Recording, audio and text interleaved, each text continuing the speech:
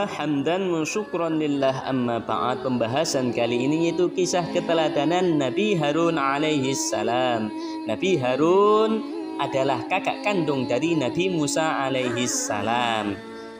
Nabi Harun ini menjadi nabi dan menjadi rasul karena adanya permintaan langsung dari Nabi Musa kepada Allah Subhanahu wa taala agar menjadikan kakaknya menjadi salah satu nabi dan menjadi salah satu Rasulullah yang juga menjadi juru bicara dalam berdakwah kepada Raja Fir'aun dan kepada kaum Bani Israel. Karena Nabi Musa memiliki keterbatasan dalam berbicara, memiliki ketidakfasihan dalam berbicara. Kenapa bisa begini? Karena pada waktu kecil ketika Nabi Musa ini diasuh oleh Raja Fir'aun, beliau ingin dibunuh oleh Raja Fir'aun karena Raja Fir'aun takut anak laki-laki ini bisa menghancurkan kerajaannya. Akan tetapi istrinya Asia selalu menghalang-halanginya. Singkat cerita, Nabi Musa diberikan pilihan. Musa kecil ini diberikan pilihan. Yang pertama adalah buah-buahan dan makanan yang lezat-lezat. Yang kedua adalah arang yang terbakar yang sangat panas. Tetapi Nabi Musa akhirnya memilih untuk memakan arang yang terbakar yang sangat panas tadi, diambil dan dikeremut, diambil dan dimakan. Akhirnya Nabi Musa selamat dari upaya pembunuhan Raja Fir'aun, dan Raja Fir'aun akhirnya mengakui bahwasanya Musa ini pasti tidak bisa menghancurkan kerajaannya. Singkat cerita, Nabi Musa alaihi salam dan Nabi Harun ini diangkat oleh Allah Subhanahu wa taala menjadi Rasul Allah untuk berdakwah kepada kaum Bani Israel dan berdakwah kepada Raja Fir'aun. Ketika itu, idhaba ila fir'auna innahu tagha. Wahai Musa, wahai Harun, pergilah kamu berdua kepada Fir'aun yang telah melampaui batas. Di dalam surat Toha dijelaskan juga, yaitu ayat 47, Bismillahirrahmanirrahim. Fa'tiyahu faqula inna rasula rabbika fa'arsil ma'ana bani Israila wa la tu'allibahum waj'alnaka biayatin min rabbik wassalamu ala man ittaba'al huda.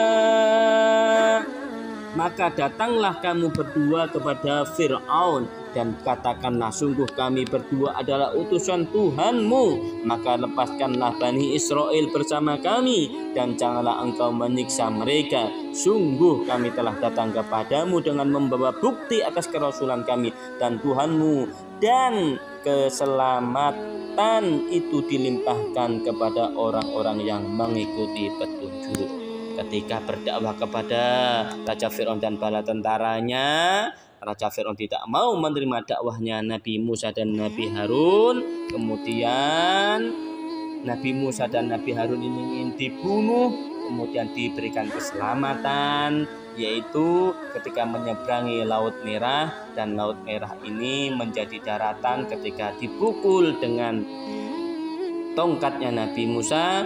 Kemudian selamatlah kaum Bani Israel dan Nabi Musa dan Nabi Harun, dan celakalah dan binasalah Raja Fir'aun dan bala tentaranya. Nabi Harun ini memiliki tutur kata yang fasih, perilakunya yang santun, dan kesetiaannya kepada Nabi Musa dalam berdakwah sangatlah besar. Nabi Harun selalu mendampingi Nabi Musa alaihissalam ketika berdakwah. Kemudian Nabi Musa mendapatkan perintah dari Allah Subhanahu wa taala untuk meninggalkan kaum Bani Israel selama 40 hari untuk menemui Tuhannya di puncak Gunung Sinai, yaitu menerima kitab Taurat.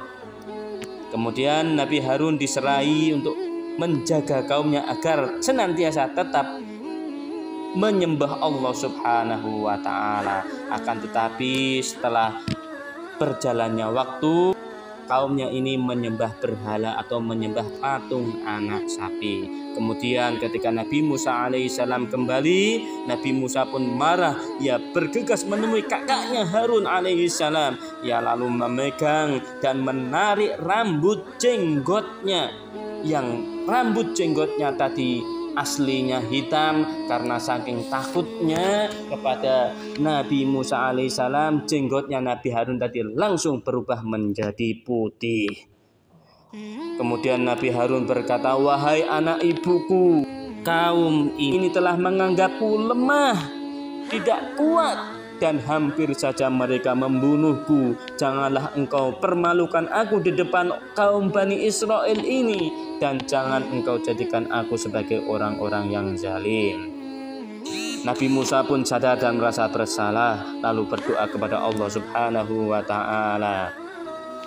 Qala rabbighfirli wa li akhi wa adkhilna fi rahmatik wa anta arhamur rahimin. Ya Tuhanku, ampunilah aku dan saudaraku dan masukkanlah kami ke dalam rahmat Engkau, dan Engkau adalah Maha Penyayang dari semua penyayang. Semoga dari keteladanan Nabi Harun ini kita mendapatkan kebaikan dan kasih sayang Allah Subhanahu wa Ta'ala. Amin ya rabbal alamin.